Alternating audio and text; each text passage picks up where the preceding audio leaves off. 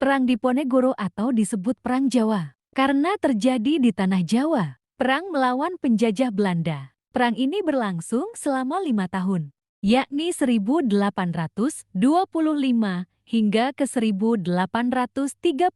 Sejarah mencatat bahwa Perang Diponegoro merupakan perang terbesar Belanda selama kependudukannya di Indonesia. Perang ini telah menewaskan ratusan ribu rakyat Jawa dan puluhan ribu serdadu Belanda. Penyebab Perang Diponegoro adalah karena Pangeran Diponegoro tidak menyetujui campur tangan Belanda dalam urusan kerajaan. Yang paling ditentang oleh pangeran adalah para petani lokal menderita akibat penyalahgunaan penyewaan tanah. Kekesalan Pangeran Diponegoro memuncak ketika Pati Danureja atas perintah Belanda memasang tonggak-tonggak untuk membuat rel kereta api melewati makam leluhurnya. Pangeran Diponegoro yang kesal dengan sikap Belanda kemudian mendirikan pergerakan melawan dan menyatakan sikap perang terhadap Belanda. Pasak-pasak penanda yang telah dipasang para pekerja dicabut olehnya dan digantikan dengan tombak sebagai pernyataan perang.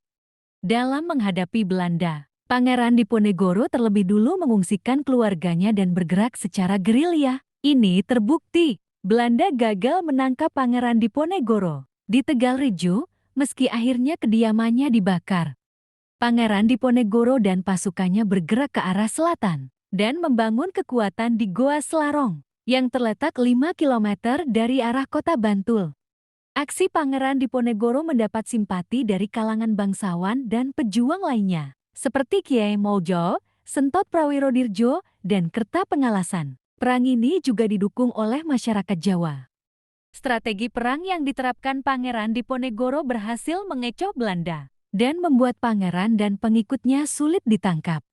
Pada 1827 Belanda melancarkan penyerangan dengan sistem benteng yang membuat posisi pasukan Diponegoro terjepit. Satu persatu para pemimpin perang yakni Kiai Mojo, Pangeran Mangkubumi, dan Sentot Prawirodirjo ditangkap oleh Belanda. Belanda melalui Jenderal De Kock berhasil menekan Pangeran Diponegoro dan pasukannya di Magelang. Di sanalah Pangeran Diponegoro menyerah dan ditangkap.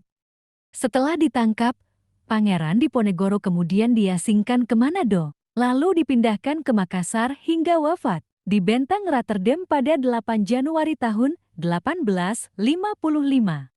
Ditangkapnya Pangeran Diponegoro menjadi akhir perlawanan bangsawan Jawa kepada Belanda. Pertempuran tersebut menewaskan banyak nyawa.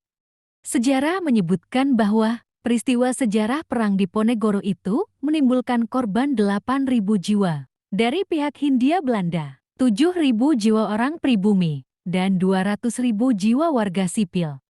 Itulah sejarah singkat Pangeran Diponegoro. Jangan lupa subscribe agar tidak ketinggalan artikel berikutnya.